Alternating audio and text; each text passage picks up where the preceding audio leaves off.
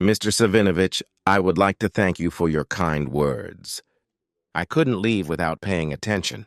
Mr. Savinovich, I'm sorry to say that you talk to me almost every day.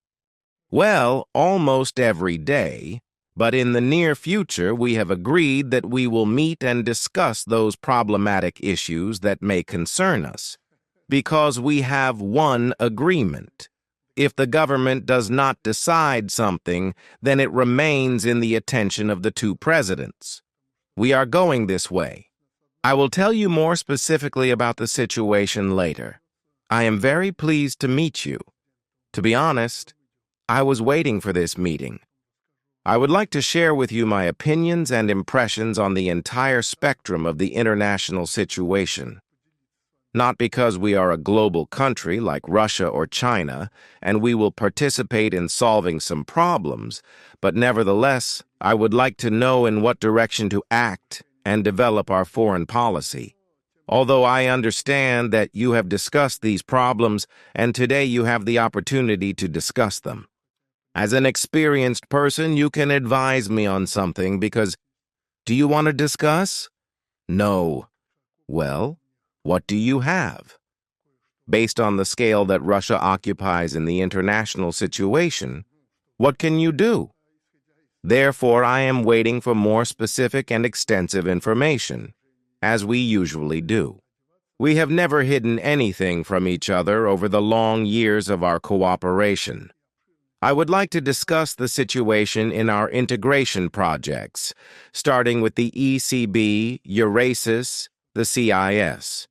As you can see, there is a development. In spite of this, the G7, or I don't know how to call it, has come together. The G7?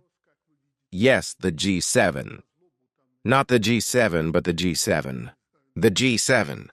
Well, maybe. Great Britain, the G7. Yes, of course. All the great countries have come together. Therefore, whether we like it or not, we should pay attention to this. And the last change.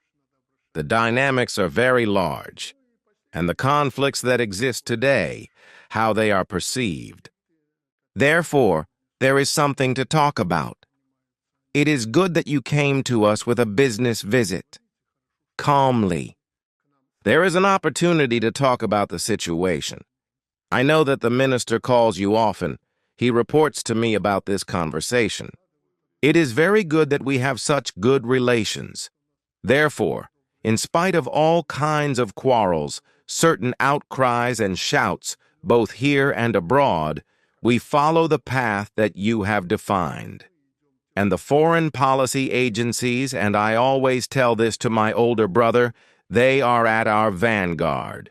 It is the foreign policy agencies, despite the exacerbation of one or another situation, when our defense agencies move forward sometimes, or as they are called in America, the agencies of war and so on.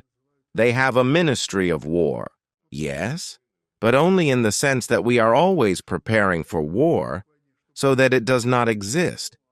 Well, they have a ministry of war there to fight every day. Well, God forbid, of course. Therefore, thank you for visiting me. As usual, there is something to talk about. Thank you, Boris Andreevich. It is always very pleasant to be here in your office at your invitation, and today we will continue our work. We started yesterday already, one-on-one. We talked in detail about delicate matters. Now we will report on what thoughts we have. And of course, I will be ready to express our assessment of the latest events, including in connection with the preparation for the 7th meeting, in connection with the initiative of Britain, France, and Germany, the ultimatum of 5 points. Ambassadors came and gave us their wishes. In general, there is something to talk about, and this directly concerns the Union state.